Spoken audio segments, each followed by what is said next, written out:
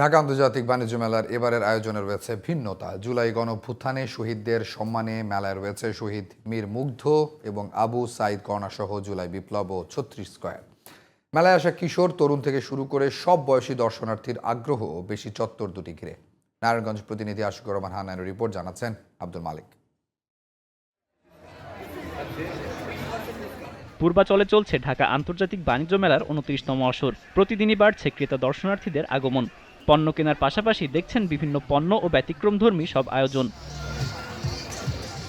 নতুন বাংলাদেশের অর্জনকে শ্রদ্ধা জানাতে মেলায় জুলাই ও ৩৬ নামে দুটি চত্বর করা হয়েছে। শহীদ ও আন্দোলনের নানা কর্মকাণ্ড তুলে ধরা হয়েছে এ চত্বরে। তারুণ্যের চেতনা উদ্দীপ্ত করা ও ৫ আগস্ট ছাত্র জনতার বিপ্লবকে ধরে রাখতেই এবারের বাণিজ্য মেলায় এ আয়োজন। জুলাই বিপ্লব সম্পর্কে ধারণা নিতে এবং তারুণ্যের এই চেতনা ধারণ করতে মেলায় আসার আহ্বান জানাচ্ছেন দর্শনার্থীরাও। ৩৬-এর চত্বর ব্যাপারটা দেখে সত্যিই ভালো লাগছে। খুব সুন্দর একটা জায়গা করেছে।